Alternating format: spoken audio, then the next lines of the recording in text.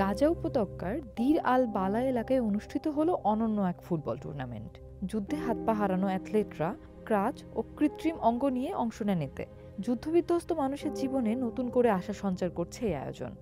গাজার এই অঞ্চলে ছোট্ট একটি মাঠে ভিড় জমেছে যুদ্ধে হাত পা হারানো অ্যাথলেটদের। সোমবার ক্রাচ হাতে কৃত্রিম অঙ্গ নিয়ে এবং অদম্য মনোবলকে শক্তি করে তারা দাঁড়িয়েছিলেন মাঠে। তাদের ভাষায় এই টুর্নামেন্ট শুধুই খেলা নয়, এটি জীবন ফিরে পাওয়ার ঘোষণা। আয়োজকরা জানাচ্ছেন, অংশগ্রহণকারীদের অনেকেই সাম্প্রতিক যুদ্ধে ইসরায়েলি হামলায় হাত পা হারিয়েছেন। তবুও হোপ চ্যাম্পিয়নশিপ নামে আয়োজিত এই প্রতিযোগিতায় উচ্ছ্বাস ও উদ্যমে ভরপুর প্রতিটি খেলোয়াড়।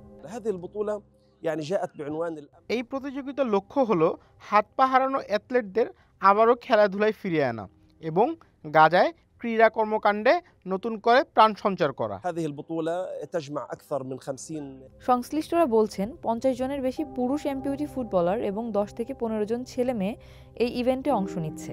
অংশগ্রহণকারীদের একজন আনাস আল মাবুহ। যুদ্ধের আগে তিনি জাবালিয়ার একটি ফুটবল দলে খেলতেন। যুদ্ধের শুরুতেই আহত হয়ে পা হারানোর পর এবার নতুন করে দির আল বালা দলে যোগ দিয়েছেন। আমাদের স্বপ্ন বিদেশ গিয়ে ফিলিস্তিনের প্রতিনিধিত্ব করা, আন্তর্জাতিক ম্যাচ খেলা এবং আবারও স্বাভাবিক জীবনে ফিরে যাওয়া। 2023 সালে 7 অক্টোবর হামাসের আক্রমণের পর শুরু হওয়া গাজা যুদ্ধ 2 বছর ধরে চলেছে। ইসরায়েলের দাবি, ওই হামলায় প্রায় 1200 মানুষ নিহত হয়। গাজার স্থানীয় স্বাস্থ্য কর্তৃপক্ষ বলছে, ইসরায়েলি হামলায় এখন পর্যন্ত নিহত হয়েছে 69,000-এর বেশি মানুষ। আরও বহু মানুষ সারা জীবনের মতো পঙ্গু হয়ে গেছেন। গাজা স্বাস্থ্য মন্ত্রণালয় বলছে, কমপক্ষে 6,000 মানুষ অঙ্গ হারানোর পর দীর্ঘমেয়াদী পুনর্বাসনের অপেক্ষায় আছেন। যুদ্ধের ক্ষত বয়ে বেড়ানো অ্যাথলেটরা বলছেন, জীবন থামিয়ে রাখলে চলবে না। খেলার মধ্যেই তারা খুঁজে পাচ্ছেন নতুন আলো, নতুন পথ ও নতুন আশা।